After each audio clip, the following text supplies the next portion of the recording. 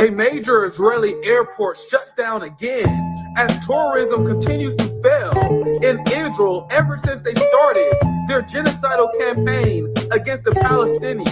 Tourism in Israel is dead, and the economy remains in shambles as the international community continues to boycott Israeli culture and Israeli businesses.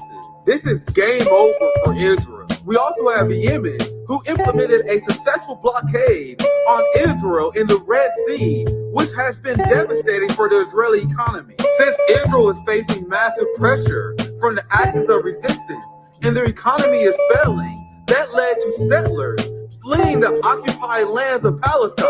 With settlers fleeing, that is less people contributing to the economy, and Israel can't even use tourism to make that up. This is such a massive victory for the axis of resistance. Israel also drafted and deployed an entire generation of young Israelis who are fighting and dying for Israel's genocidal war, but not able to contribute towards Israeli economy. The axis of resistance created a scenario where Israel as a state is no longer viable. Israel lost all support from the international community. Their economy is in complete shambles, and they are taking massive losses fighting against the axis of resistance. We are seeing the last breaths of the Zionist genocidal regime. What's poppin'? My friends, my family, welcome back. Welcome back to another week of RBN Live and a extremely rare Nick in the morning. Nick at noon, Nick at night, Nick in the morning, Nick at any time. What's poppin'? Good morning, my friends. It's good to say that. We have a special show for you guys today. A special guest, Afshin Rattansi, will be joining us today, which is why we're doing a special start time. You know, we talk to people all over the world on RBN. I'm very honored, very privileged at the international community that we've built. So it is a very rare Nick in the morning to accommodate our international guests. But before I can start with him, I'm interested in getting an international perspective on this election. This election, which I have called and what I deemed on Twitter multiple times, easily the least important election of our lifetime. And it's not even close. Like, this election is giving me mad Mitt Romney versus Barack Obama vibes. This election is surpassing Obama versus Romney levels of irrelevance in terms of change in foreign policy. Because remember, at the end of the day, you guys understand that the United States president, his main role is foreign policy. So it's a waste of time to me when you see people spend so much time discussing domestic policy. People talking about, hey, Kamala, how are you going to get this bill passed through Congress? Why are you even asking about that then? The main thing that the president impacts is foreign policy, not domestic agenda. Americans are so fucking stupid, they don't even realize that. They look at the president for the economy, which they can have some influence on because of some foreign policy decisions they make as well. But the main role the president has is their role as commander-in-chief. And you want to know what we're going to get no matter who is commander-in-chief?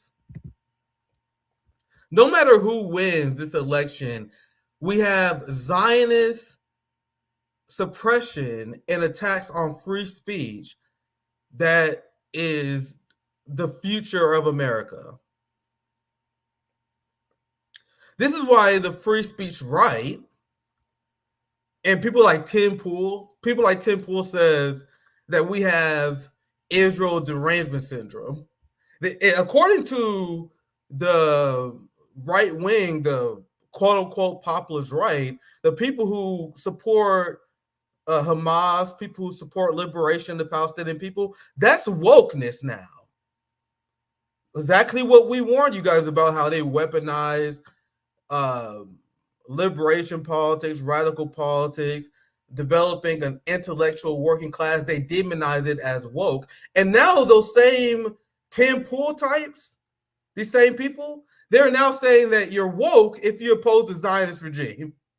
That's what they're saying now. And now those same people who pretended to support free speech, they're now conceding on the biggest free speech issue of our lifetime. They only fought for free speech when it was their right to say racial slurs on social media. That's it. Now you have Chuck Schumer planning on teaming up with Republicans, these Zionist cucked Republicans like Elise Stefanik, Mitch McConnell, the Miriam Alderson bought off Donald Trump, who Donald Trump criticized the government for not cracking down on students even harder. Yeah, I saw MAGA response towards people protesting the police state. They still smear the George Floyd protest to this day, even though it was a protest against police violence. So do not listen to the Tucker Carlsons. Don't listen to the fraudulent right-wing populists who have criticisms of the government, but then they would demonize anyone who actually does anything about it. These are the same people who will hold hands with Zionist oppressors because they sympathize with the colonizer.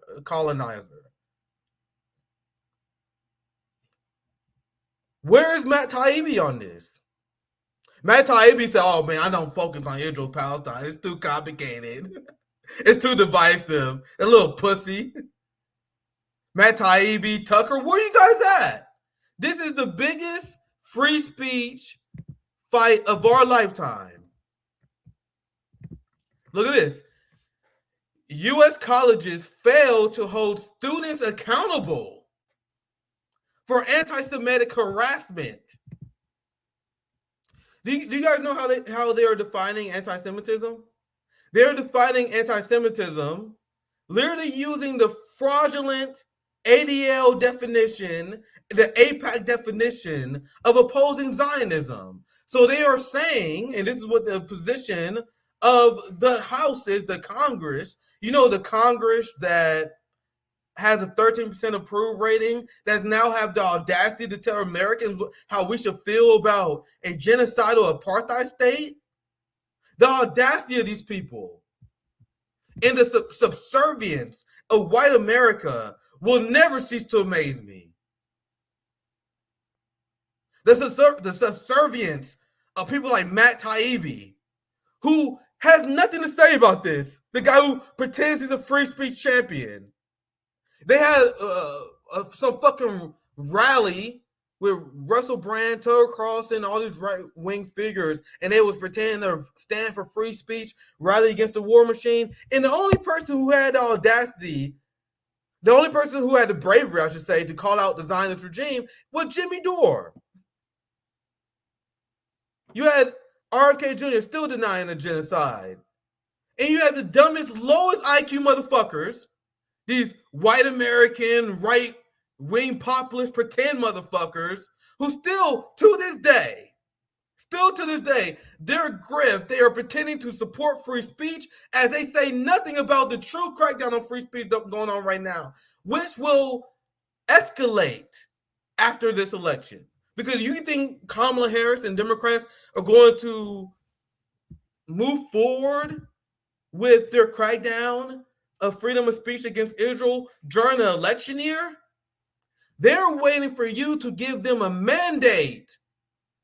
As soon as you give them a mandate to commit genocide, they then are like, oh shit, you gave us a mandate to commit genocide. Now we're going to crack down on the people who protest our genocide. We might as well. You gave us permission to. We created anti-Semitism task forces that was designed to crack down on American free speech, and you guys elected us after we did that. This is the world that Kyle Kalinske wants to see. This is the world that the Vanguard wants to see. This is the world that TYT wants to see, that Sam Cedar wants to see, that Emma Vigeland wants to see, that Bernie Sanders wants to see, that AOC wants to see. This is the world that the progressive left want to see, is a world where the ruling class has a mandate to implement censorship. Bernie Sanders wants to see the censorship of anti-genocide protesters. You guys understand that? You guys understand that Emma Vigeland wants to see the censorship of pro-Palestinian protesters. Can we stop pretending these people are dumb? These people that are openly cheering for Kamala Harris, the Vanguard, all these white boys on YouTube, all these white traitors on YouTube. Can we stop pretending they don't know what they're doing? Can we stop pretending that the Vanguard, that TYT, Kyle Kalinske, and all these people don't know that they are supporting a party that's going to crack down on pro-Palestinian protests? Here, Chuck Schumer, I'm going to get to this tweet later. Here, Emma Vigeland predicting a sweep. This is why election night is going to be so funny. I'm going to be on with Shama Sawant on strike. I'm thinking of dual streaming it on RBN. Shama wants me to, so I might. What makes this election so glorious, and what makes U.S. elections so glorious, is that both sides are 100% sure they are going to win the election. So if we have a scenario where both sides are sharing polls, putting out predictions that they're going to win, that means the only result will be one side is going to be devastated, and it's going to lead to a TYT-style meltdown that we saw in 2016. And if MAGA loses, oh, Jesus Christ. Bro, if MAGA loses, I hope there's another January 6th. Like, MAGA, you really gonna let the liberals take this country from you? Nigga, I want to see a January 6th times 10, nigga, if they lose. And I hope it happens. Here's Emma Vigeland. Before I get to my point, showing how she's a fascist. Emma Vigeland has a fucking political show, guys. She's not like one of these politically ignorant people. You know what I mean? She studies politics for a living. She sees the same headlines I see. You know what I mean? She does this shit. I stream about 3 times a week. She streams every day. It's her fucking job at the Majority Report. You guys think that Emma Vigeland doesn't know what I'm about to show you guys right now? How the Democratic Party plans on crack down on the freedom of speech of people who oppose Israeli genocide. Meanwhile, you have Emma Vigeland, you have Sam Cedar, you have the Vanguard, you have all these people that said you had to vote Democrat because they're like, we don't support Kamala's policy. It's about choosing who you want to organize against. That's what they say. It's about choosing who you want to organize with. Meanwhile, as you have Biden and the Democrats teaming with the Republicans to weaponize the police state against pro-Palestinian protesters. As you have liberals fantasizing about locking Muslims up in concentration camps because they're not voting for the Democratic Party. Bro, wait until you guys see what the Democrats are going to do to these protesters and the people who stand against the Democratic Party, especially if the anti-genocide protesters cost Kamala the election. These liberals are going to hang us. And if Kamala wins, they will view us as an obstacle towards re-election. They will view us as an obstacle towards the 2026 House races. They will be the enemy. So Emma Vigeland knows exactly what she's teaming up with. Cenk Uygur, all these people who support the Democratic Party know exactly what they're doing. They're implementing Zionist fascism. The same way with MAGA. People are like, oh man, RFK Jr. supporting Israel is not a big deal. Yes, the fuck it is. I'm going to get to why that's in here in a second. I don't know what. Let me move on from this receipt. Look, this is why election night is going to be so funny, because both sides are 100% sure they're going to win. Emma Vigeland is predicting a 325 to 213 electoral politics landslide electoral college landslide for Kamala Harris, where Kamala sweeps all 7 swing states, including Michigan. So, very bold prediction. This is what they're setting themselves up for. But let me show you guys, because this election, I wasn't really planning on doing live streams. It wasn't until Shama invited me, because it's like, you guys understand that this election is going to be the least consequential thing that happens within the next few years. I was talking to our RBN, my RBN family behind the scenes. I'm like, this election, they were like, you live stream this election? I'm like, man, it's whatever, bro. You guys understand this election is going to be a blimp on the radar compared to what's going to be going on the next 2 years. You have the Navy preparing to go to war with China by 2027. You had the United States and NATO that launched an invasion into Russia. No one's talking about it. They're so desperate they launched a failed invasion into Russia. You guys realize the election is the least of our fucking worries right now. It's literally the least consequential fucking thing that's going on in the world. You have the rise of BRICS. They are floating new currencies. You have 12 new partner countries lined up with BRICS. You have India siding with they resolved a border dispute that was going on for decades. That's how much India and China is cleaning up their relationship. India is more and more siding with Russia and their conflict against Ukraine. And India is like the weak link of BRICS, India and Brazil. But we're seeing these mountainous changes. So this election is the least consequential shit that's about to happen, guys. That's why I'm like barely into this shit. Haven't been streaming that much, because like, bro, I can't wait till this shit is over so we can start talking about real shit. Like right now, all the channels are being boosted. We've been suppressed because people are all worried about, this is bullshit election. It's electoral politics, bullshit. I can't wait till this shit is over so people realize what the fuck is going on. The permanent decline of the American way of life is happening right now with de-dollarization. You have Germany economy is in shambles. European economy is in shambles. And Europe is descending into full-fledged fascism. And y'all talking about some fucking election. The fuck? This is the least important shit. And you have Donald Trump.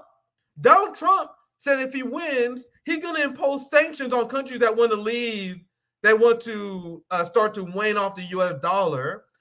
Do you guys know that will only lead to more countries fleeing the U.S. dollar? So Donald Trump has put out statements that is going to directly lead to the collapse of the dollar. He's like, we're going to sanction countries who pursue de-dollarization. We're going to stop trading with countries. I'm like, bro, Trump, you're going to tank our economy. And you got MAGA people like, man, Trump is going to change shit. Trump is going to Trump is going to make America great again. Trump is going to fucking collapse the dollar, you fucking idiot. RBN, the only people going to tell you this shit. You have people interviewing MAGA people. You have people pretend that MAGA is going to change shit. You have people that pretend that Kamala is going to change shit. As the U.S. dollar is about to fucking tank, U.S. sanctions is not working no more. And the policies of Donald Trump, the policies of both classes are going to lead to the increased de-dollarization, the rise of BRICS, the decreased influence of the United States, and people talking about election. You got MAGA people think they're going to make America great again, and Trump is talking about collapsing the fucking dollar. You have Trump that is agreeing with this. Europe descending into full-fledged fucking fascism. Look, for the people only listening, Germany ruling party agreed on landmark resolution to fight anti-Semitism. But MAGA think they stand up for free speech because they supporting the Zionist regime's crackdown on freedom of speech and importing fascism. You have white America now supporting Zionist fascism because they're so connected to colonialism. They hate Muslims so much, they're willing to throw away their freedom of speech. But Matt Taibbi, he don't want to talk about it because it makes him too uncomfortable. It divides his readership. Tucker Carlson pretend this is not going on. Literally, the biggest free speech story of all time in the free speech right is punting the ball on this.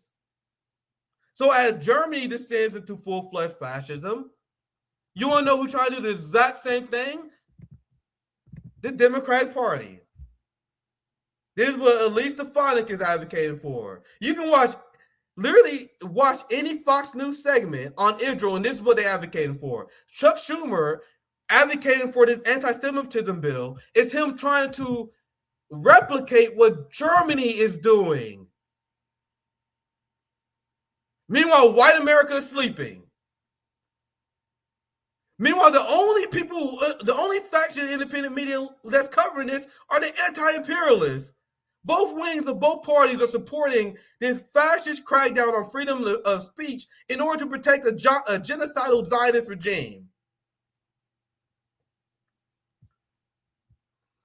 I'm gonna get my guests in here. So we got banger guests today. We're gonna talk about this some more. But this is the end game. This is what they want. And you want to know who supports this? And this is the last thing I was saying. I introduce our guests. The European Green parties.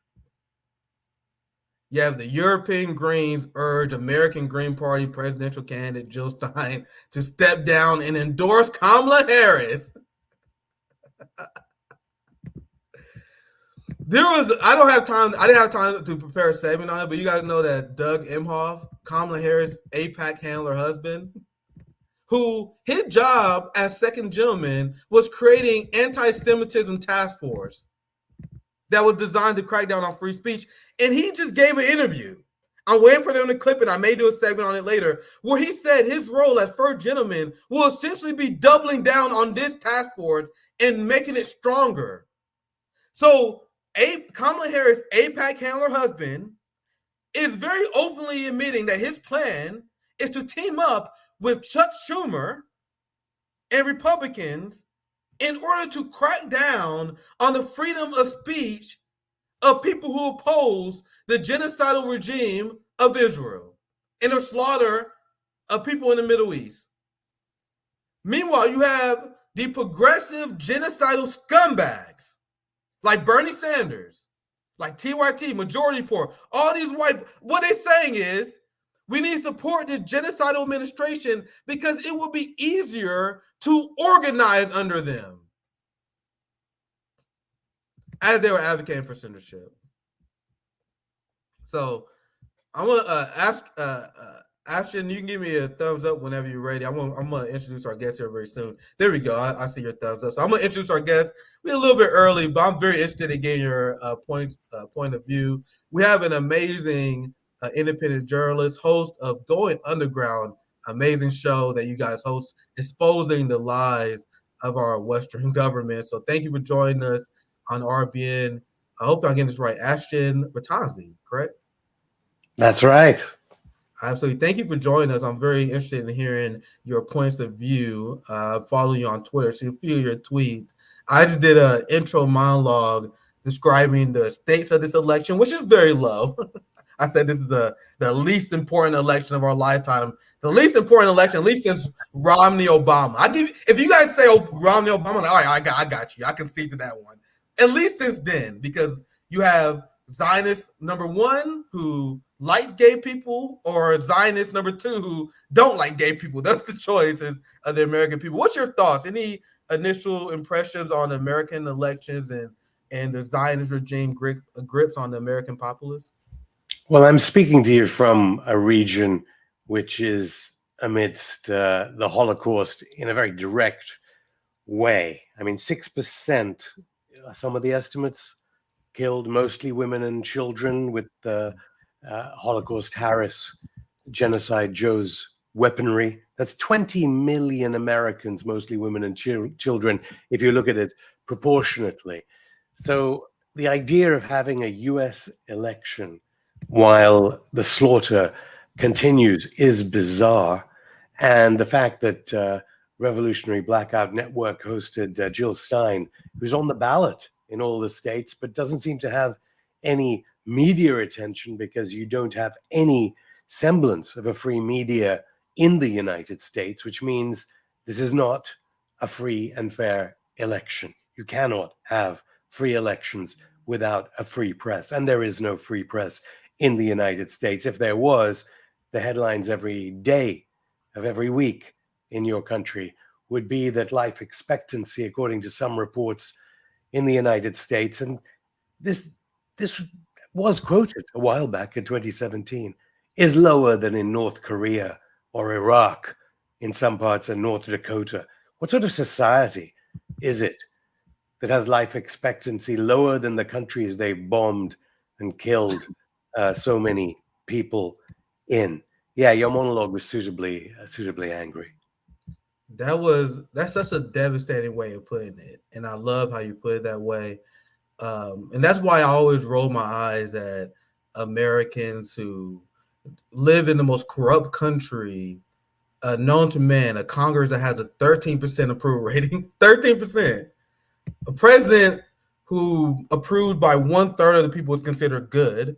You have the American people who hate our politicians. Our ruling class has failed us in terms of uh, literacy rate, education rate, life expectancy. And then the people who spend all their time then criticizing China, who led to a boom of life expectancy, lifted a ton of people out of poverty, and then they criticizing Russia, criticizing every other country as they have a country that spend all their time waging war. It's funny because in China they make fun of America because over the last 20 years they modernized their infrastructure. They have high-speed rail.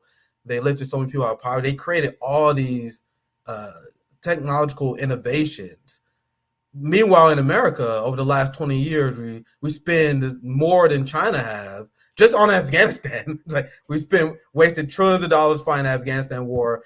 China invests that same money into high-speed rail. So I don't understand why Americans aren't as upset about that. So I want to get your take on the international perspective, like because I talk to many people who in Russia, I talk to people in the UK, I talk to people in France, we talk to people all over the world on RBN, and they seem to, and there are a few guests on our show that are like, man, both candidates are going to concede to Zionism no matter what, but if I had to pick, I had to choose Trump because at least he would end the Ukraine war. And that always surprises our viewership, but that's what they see. They see one person talking about peace and ending the war in Ukraine, while they see the Democratic Party that gone full-fledged neocon. So, Afshin, the last thing I want to ask you about regarding the election, what is your perspective in terms of the international preference on these candidates and what they're viewing on these candidates on the international stage? Yeah, Armageddon comes first. The threat of Armageddon comes first. And it's clear from Holocaust Harris that the chances of Armageddon appear to be, at this point in time, greater under a Harris administration, because Trump, even though last time round he was talking about détente and certainly wasn't responsible for any, at least Trump appears to aim towards peace in the war in Western Europe, where hundreds of thousands of Ukrainians have been lives have been sacrificed on the altar of Washington hegemonic power in the war on Russia. But of course, we don't know whether Trump would then ramp it up in the South China Sea. But clearly, that whilst the extermination of millions of people in the Middle East will happen because Miriam Adelson supports Trump, the widow of the casino billionaire Sheldon Adelson, and just as Harris shows no signs of stopping the genocide and the Holocaust, as regards the end of the world, literally, Trump is the only chance, given that Jill Stein looks like she can't be elected because there is no democracy in the United States, which is why, of course, the legacy media in the United States are terrified of Trump, because it's Trump's unpredictability that has inspired so many people. And when we talked about the low life expectancy and 40 million going to sleep hungry tonight without food stamp vouchers, it's because Trump tapped into that famously with Bannon's amazing inauguration speech when he was first elected, which talked about American carnage. And that's what many of the American people see around them, away from the fancy restaurants on K Street in Washington, D.C., and the lives that the elites live in your richest cities. So from a foreign perspective, clearly Trump in some ways may have the benefit of the doubt, but of course Russia and China, the superpowers of this age, have expressed publicly that they don't care either way. There's a big summit in Moscow or in Sochi in Russia this week at the Valdai Forum, as if nothing's going on in the United States this week. It'll still be going on maybe when the lawfare begins and the DNC tries to overturn the result. Who knows? And similarly, there's an important conference in Beijing. I'm glad you brought that up, because if you listen to the media, they're so delusional. Here's an article I'm not allowed in because of the New York Times, but this is what they're saying. This is what they're saying: how Russia, China, and Iran are interfering in the presidential election, as if they give a fuck. Meddling in election has become more subtle. I wonder whether they have to quickly turn around, like in the Moldovan elections, another flashpoint of perhaps nuclear Armageddon, which won't be covered in great detail, or if it is covered, be covered in a completely biased way. If Holocaust Harris does win the election, of course, these will disappear. The ideas that Iran, Russia, and China meddled in your it'd be the most, because they were fair and free election ever. Yeah, this is another one. As U.S. election nears, Russia, Iran, and China step up influence efforts, and there was just another one. It's very easy to find these; they're all over the place. And isn't it funny how they want people to be afraid of Russia, China, Iran interfering in elections? Meanwhile, you have AIPAC openly bragging about the fact they were sending out tweets saying that 90 out of 90 of the people that we endorse won their election. So you have Israel that openly rigging the elections against the will of American people. And meanwhile, the British. I should say go ahead, Afshin. I'm British, and new leaked documents expose the fact that Britain's Zionist Labour Party also has been trying to influence your elections, let alone Israel, of course, which has a huge amount of influence over who gets elected in your country. I'm very interested in picking your brain on UK politics as well, which is probably like whenever I say the United States is the most propagandized country in the world and most corrupt country in the world, people be like, "Oh, Nick, you gotta consider the UK." I'm like, "Yeah, you got 1A and you have 1B." I saw a clip of Boris Johnson. He was on. He was talking to Joe Scarborough. He's not Joe Scarborough, some fucking corporate talking head. Their name is irrelevant. He was talking about how Ukraine must join NATO in order to defeat Russia. And Boris Johnson was the guy who originally killed the peace plan. They still having him on corporate media talking about the Ukraine war as if he has any level of credibility. So I'm just interested. I want to pick your brain on Keir Starmer and the Labour Party, who has been completely complicit with the genocide. So what's your thoughts? Go ahead, Because it's just a vassal state. Does anyone really care? I'll tell you, Sir Keir Starmer, he wouldn't shake my hand when, in the days when I was on a primetime BBC current affairs program, the British state broadcaster, more famous for child abuse, arguably, than anything else now in child abuse scandals. I mean, I considered him a racist. And of course, Sir Keir Starmer, the Prime Minister of Britain, infamously, we have the emails that show that while he was a prosecutor, they begged Swedish authorities to persecute the greatest whistleblower publisher of our time, Julian Assange. No one really cares, I don't think, about Britain. We often see it on Going Underground because our viewing figures go down, not because of the shadow banning and the Silicon Valley censorship, but because people don't really care about Britain internationally so much as it lost any luster in terms of global prominence. It is a satellite state. Its nuclear weapons apparently can only be used with keys in your security state. It's not an independent nuclear deterrent. Even then, they were trying to send British Labour MPs to campaign for Holocaust Harris. Trump has already lodged an official lawsuit against that. So hopefully, in a Trump presidency, Sir Keir Starmer won't even get a visa to the United States. And Boris Johnson, of course, was a friend of Trump, as far as I remember. But as you remark on, he apparently was dispatched to the dictator of Kiev to destroy the peace process that had been preliminarily signed in Turkey to end the appalling proxy war in Western Europe that has cost the lives of hundreds of thousands of Ukrainians.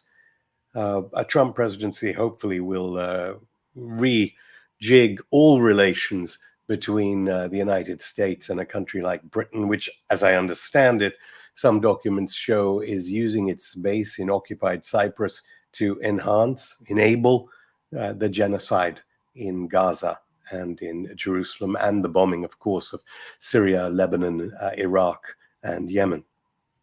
Yeah, I love how consistent you are with the use of Holocaust Harris. It's very appropriate. And the dumbest people in our political discourse are these liberals you see online, where they will see people protesting Kamala Harris, and they're like, "Why aren't you guys protesting Trump?" I'm like, "You guys are seriously asking why we're protesting the person who is currently overseeing a whole ass genocide? You guys know Israel just bombed a group of kids that was receiving polio vaccines. Like they slaughtered like 60 kids in 2 days. Can you imagine if Hamas was putting up these numbers? Can you imagine if Hezbollah was putting up these kind of numbers, these civilian deaths, what the West would say about them? So it's 100% accurate. But we shouldn't blame Israel, ironically, for it. It's not Israel. Israel cannot. If you give a loaded gun to someone who you know is going to shoot because they're a child, historically, that's what Israel's been doing for years. Who is to blame here? It is Antony Blinken. It is Jake Sullivan. It is Lloyd Austin. It is Butcher, Blinken, and Lloyd Austin, and the rest of them. I mean, either way, I don't know whether they will serve these advisors in an administration under Holocaust Harris.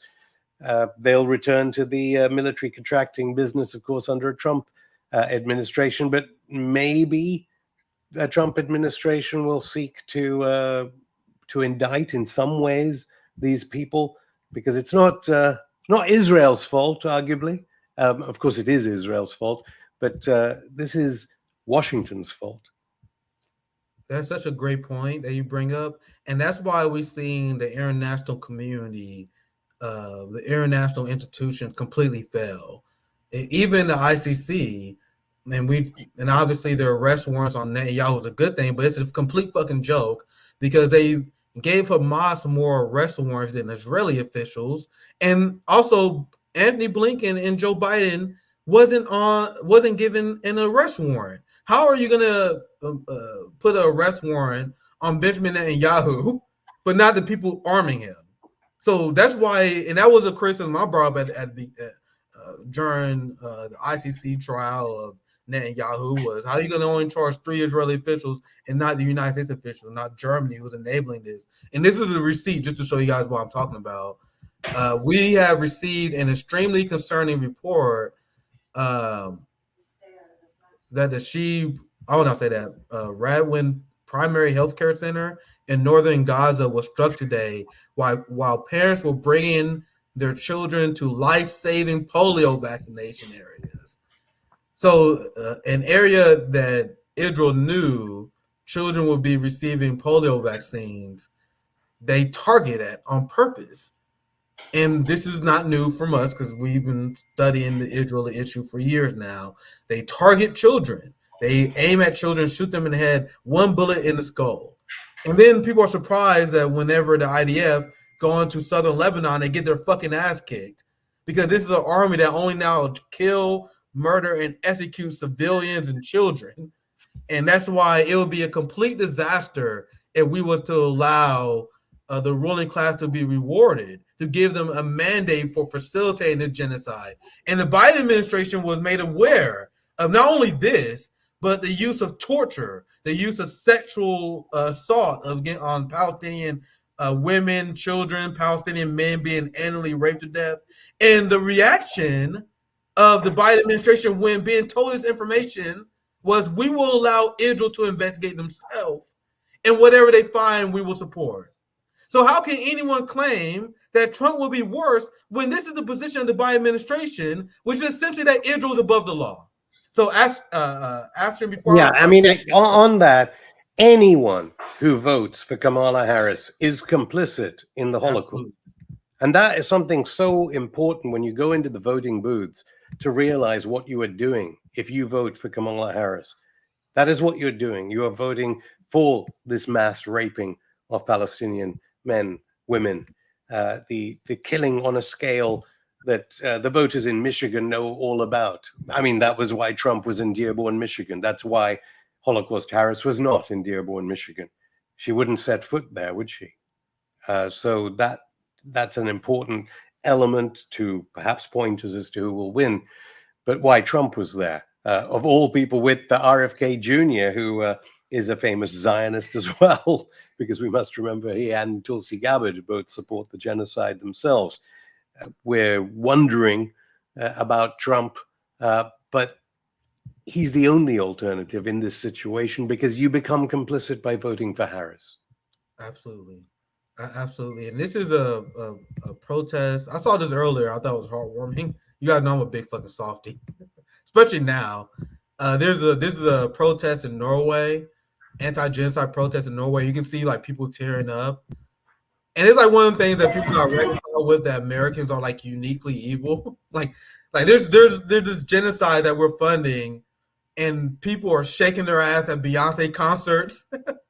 Dancing Taylor Swift. I guess maybe my brain is broken. You know what I mean?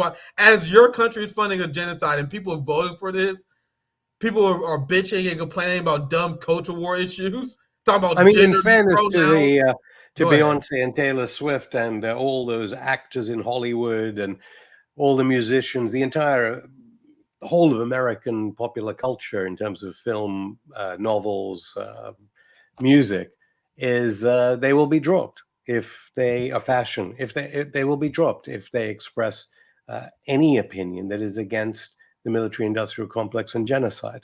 So when you're listening to the lyrics of the music and when you're reading the words on a page of a poem or a novel or a history book, when you're watching a film, realize that all this is through the lens of this totalitarian system that the United States currently is. And ironically, the totalitarianism means that it's given a way for Trump and the right, hard right, which is why they're called fascists, to complain about the totalitarianism, because they're not given a way in either. Elon Musk, who, shout out to him, he has allowed the world to see the genocide.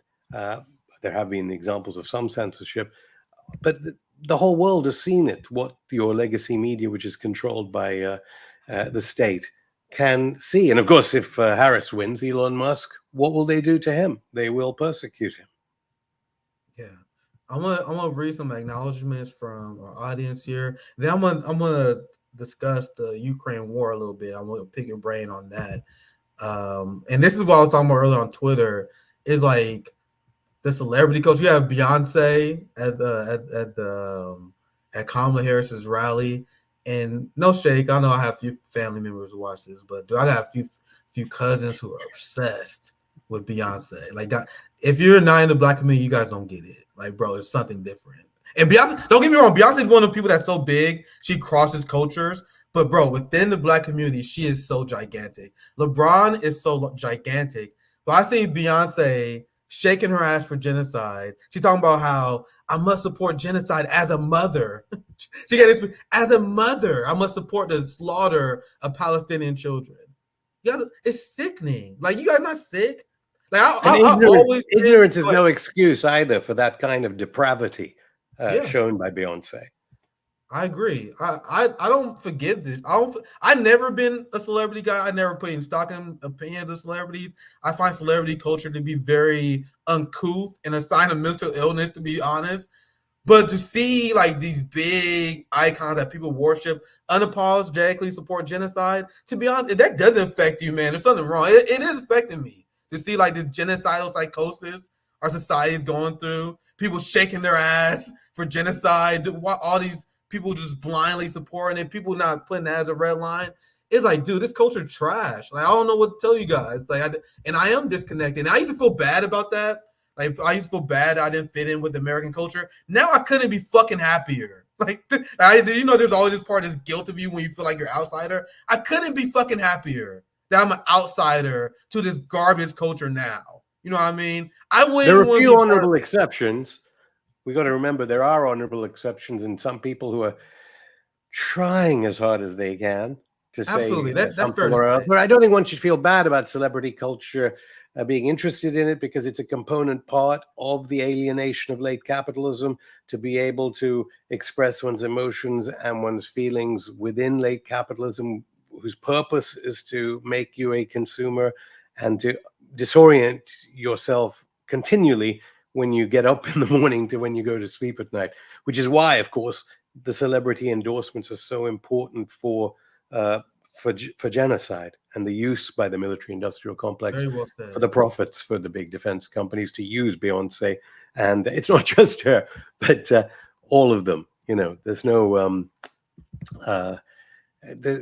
there's no major popular star out there. Obviously, I don't know whether you know about Roger Waters. It's from a different generation. Yeah. Talking about it, about the genocide. But any musician, you lose your record contract. Any actor, you lose all your parts. Any designer, any sports star, your career is over if you oppose the genocide. That's such a great analysis, and this is why we must oppose this capitalist tyranny, because there are a lot of people in the professional managerial class, and what many people falsely call the middle class, which I don't necessarily accept, working class. But there are a lot of these people who are held hostage, because if they was to speak out against Palestine, they'd be fired, which is why I will never understand why people accept this blind spot in our society. These people who just accept that you can be just fired and retaliated against if you stand unconscious. I think that's why opposing Zionism, which is a giant part of the empire, is probably the most important revolutionary action that we can take within the empire of the United States. And Ukraine, I should just say. By the way, I should just say, Trump is obsessed by celebrity, of course. He really is, which is interesting that he himself has not developed a theory in his own head, because it would work against his pro-capitalist sympathies, of why they hate him. I mean, clearly Trump is irritated that Taylor Swift doesn't support him. He can't work it out. Yeah. Celebrity is but a sort of level, a geological strata within capitalism, which works within late capitalism to oppose his views, even when he thinks he's a capitalist, because he keeps talking about the dreams of the underclass and the poor, which must never be thought about, even if you're a pro-capitalist. Oh, very well said. I'm going to do a few acknowledgments. The last thing that we're going to cover before we wrap up, I'm going to quickly ask you about the Ukraine article I seen, and then I want to get your thoughts on BRICS, because that's another story that I've been following very intensely. So that'll be our last two topics, but I'm going to read a few super chats here. Thank you for 1999, Samuel. Nick, after you handed me my behind when I was convinced Biden was the better option than Trump, I hate to ever fade your opinion, but I feel your voice is necessary right now. You should cover election night with these takes. I don't remember that, but I'm glad. That's the only thing that made me happy about what I do, because I pulled many people out of the duopoly. Like, anyone I can pull out of the two-party duopoly, and everyone that we can inspire to engage in mutual aid and local organizing, that's a victory. That's a W. Not views and likes. It's the amount of people we pull out of the duopoly. If you're a channel and you got like million views, but you like lead people into duopoly, you're not as useful as us, period. Like, you have a net negative on the working class. Thank you for that super chat. This is our brother, our OG organizer, the man himself, James Starks. I appreciate you, my brother. You already know that.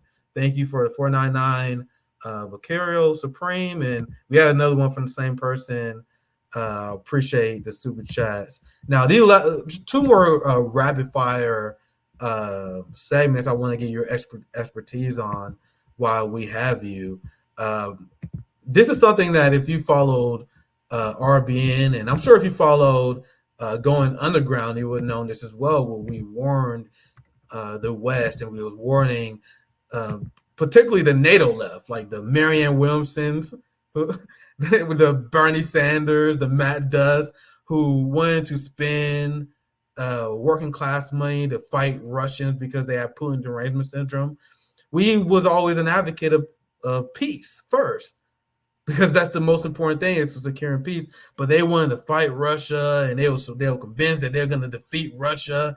And now reality is starting to set in. So I want you to speak on this, because apparently the West now realizing that defeating Russia isn't as easy as they thought it was going to be. So I want to get your thoughts on that, Afshin.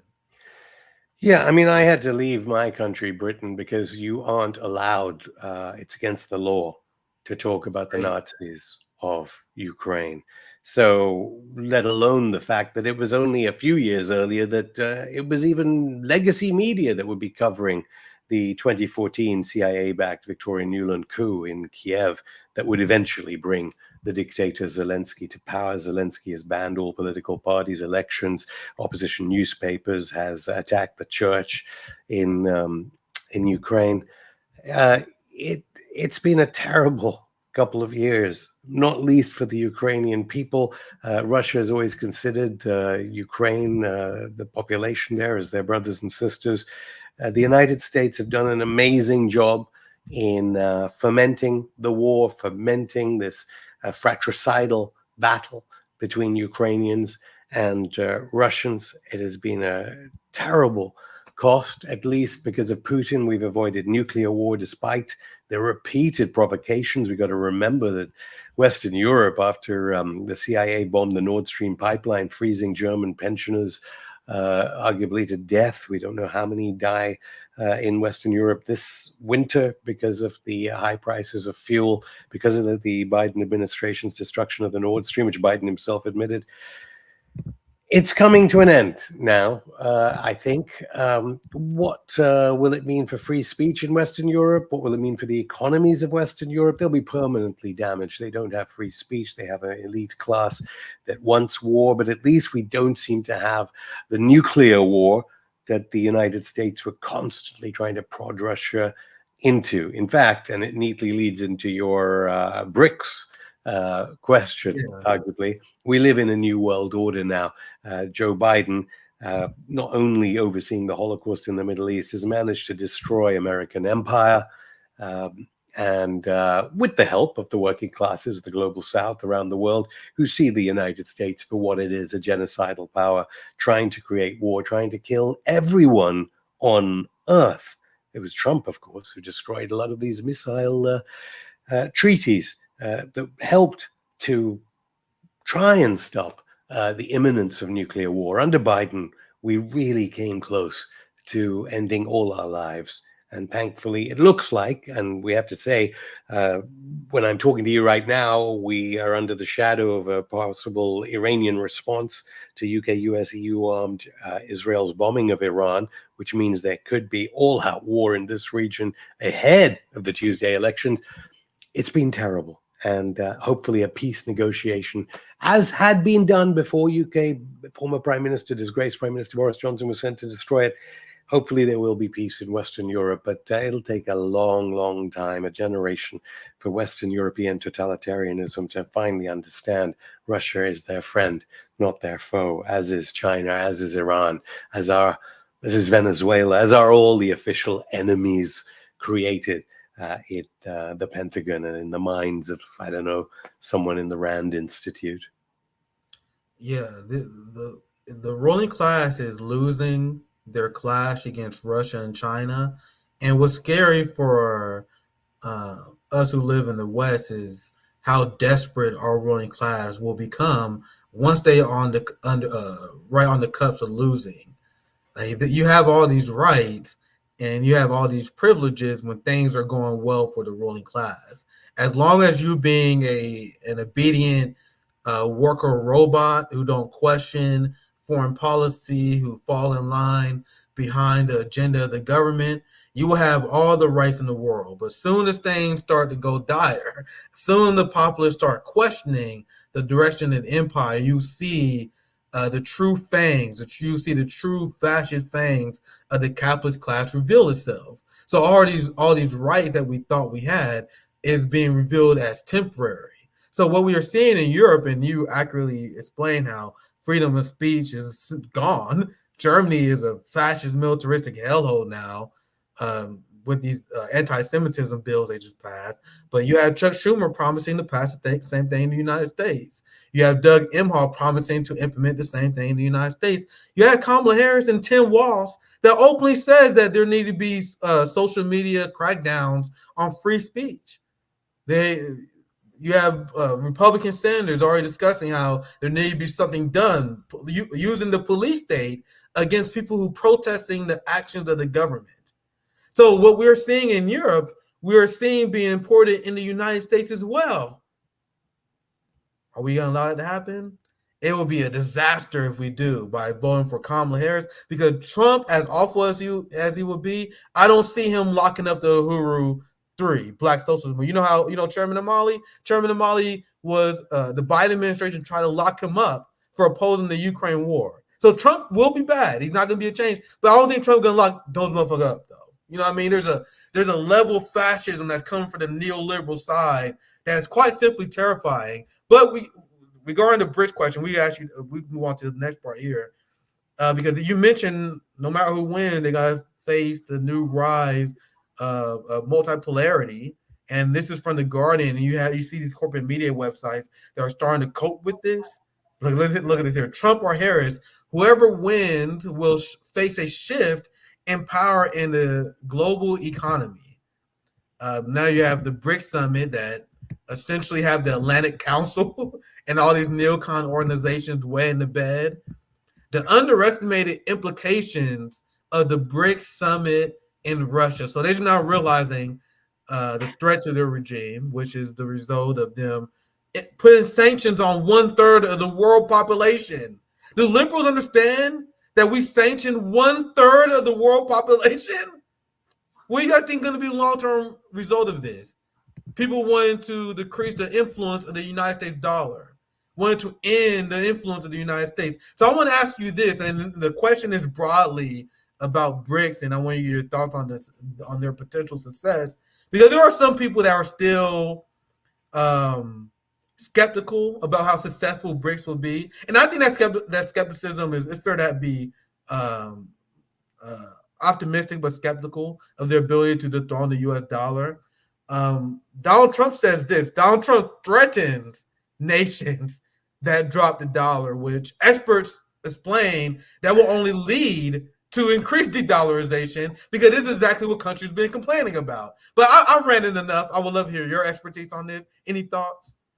Well, yeah, I mean, going back to what you were saying earlier, the fascism in Western Europe, I just got to, as it declines in favor of the new world of BRICS, it's not a good place for Jewish anti-Zionists in Germany right now, or anti-Nazis. If you're Jewish, it's not good times in Western Europe. There is a new fascism in Western Europe, and it's attacking all the working classes of Western Europe. And a vote for a genocide complicit vote for Holocaust Harris will mean certain catastrophe as regards the Ukraine war and as regards all these things. But as you say, BRICS, very ambitious project. It only benefits from the dying gasps of U.S. empire as it tries to put one sanction after another on another country and tariffs. And think how good Trump will be for the new world order of BRICS as he isolates the United States even further so that no trade can be done. I think he wants to destroy Apple computers because he seems to want 100% tariffs on China, which would, of course, mean the complex supply chains that involve the Apple computer company mean the end of the iPhone. I presume when Trump gets in, he'll acquaint himself of these ideas. But of course, huge dangers. The Harris administration's response to BRICS will presumably be she would re-jail Lula, even though Lula has obviously been forced by Washington's hand to not allow Nicaragua, or was it not allow Venezuela, the country with the number one amount of oil resources on the planet, into BRICS. There are threats emerging. Maybe the Trump administration will be too chaotic to fully understand how to oppose BRICS. Or maybe Trump, being some kind of businessman, will understand the United States has to join BRICS.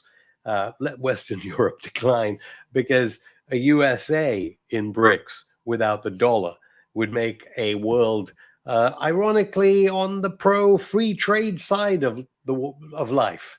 An ability for trade to exist between countries, and then there to be organic wage growth and equity within the companies of BRICS, so that they could democratically formulate ideas of benefits and pensions and all the things that go along with work in a fair and equitable arrangement, rather than that of late capitalism.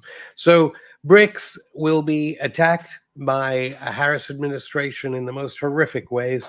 There will be attempted color revolutions in Georgia on the edges of it. They will attack any Indian politician that's the I in BRICS, any Brazilian. And of course, with Trump or Harris, there will be the start of the war on China, as the elites in the United States understand that the game is up. They spent too much on the military. They thought military Keynesianism was the way out of a declining society in all ways, whether it be spiritual, whether it be imaginative, whether it be in living standards and life expectancy. The war is upon us.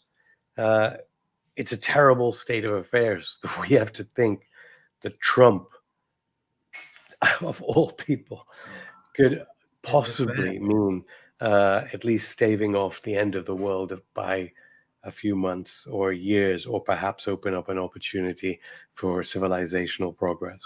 What a state we're in. Yeah.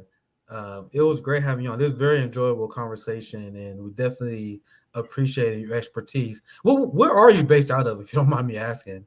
In Dubai, in the UAE, which is having a monorail. The taxis are about to be flying. There's projects that I think if you're an American visiting Dubai, you'd wonder what on earth had happened to the United States, whether you lived in Baltimore or San Francisco, let alone Detroit or North Dakota or New Orleans. Yeah, that's why I need to get the hell out of here because I'll tell my friends, people have no idea how behind America is. Because I'm very blessed at RBN. I'm able to speak to international reporters like yourself, people who live in China and Russia. It's crazy how behind there are problems everywhere, but at least I can freely speak. At least I can freely speak. In the United States, who knows what they'll do to try and close down Revolutionary Blackout Network if Holocaust Harris wins. Trump at least has associated himself with those who at least favor the First Amendment to the U.S. Constitution. I was explaining to my mama, who don't know anything about anything internationally. I was explaining to her how in China the average cost of rent is only $550, and she was like, "What?" The average salary in the United States dollars is $49,000. In America, 50% of workers are struggling to make paycheck to paycheck. So don't get me wrong. Other countries have their problems. I'm not trying to glorify other countries, but people have no idea how behind Americans are. We don't even have functioning infrastructure. If you have a medical emergency, you go bankrupt. I haven't been to a doctor in fucking over a decade. You know my healthcare plan? Fucking limit my sugar intake and work out. Like I haven't been to a doctor in 12 years, guys. You understand that? That's the life of an American in the Midwest. People have, and I tell people this internationally because I don't think they know how bad it is. Now, and Americans, their biggest thing is they just accept bad as the new normal, so they just accept it and move on. This is incredibly worrying. You're going to get a GoFundMe for your own healthcare plan, man, because you're. It's cool. Luckily, I'm relatively young, and I was very active when I was younger. So luckily, not with that diet. Obviously, RFK Jr. will solve the diet and the big pharma and the food that you have there, which is, I don't know, American food. What happened to it? Yeah, it's horrible. Anyway, I get you out here. Make sure you guys follow Going Underground. It was definitely a pleasure having you on. Anything you Saturdays and want Mondays every week. Saturdays and Mondays every week on Rumble, sometimes on YouTube when Google are nice to us and the gods of the free press, oligarchs that run your press system allow us. But yeah, follow us on Twitter and on Rumble and on Odyssey. And as I said, sometimes on YouTube. Yeah, absolutely. Thank you for joining us on RBN. Tomorrow, I will be joining Shama Sawan and Worker Strike Back for their live stream. I think I'm going to dual stream it here because Shama wanted us to do it. I'm like, bro, if you want us to do it, I'm down. Shit. So you guys, it'll probably be on the channel as well, but at least my segment of that. So we're going to have a big show. And then Thursday, we're going to have our big post-election RBN Roundtable. So it's a special edition of the RBN Roundtable. Savvy Sav, James, myself. We'll be joined by Jill Stein as well. She's going to give her thoughts on the election. I think Shama is joining as well. We have a lot of guests joining. It's going to be literally multiple guests joining that roundtable on Thursday. So we have a lot of banger content for you guys. Thank you for joining us, Ashton. Make sure you guys check out Going Underground. Thank you for joining for Nick in the Morning. A very rare morning show, but I think it was fun. Thank you guys. Have a good rest of your day. Take care.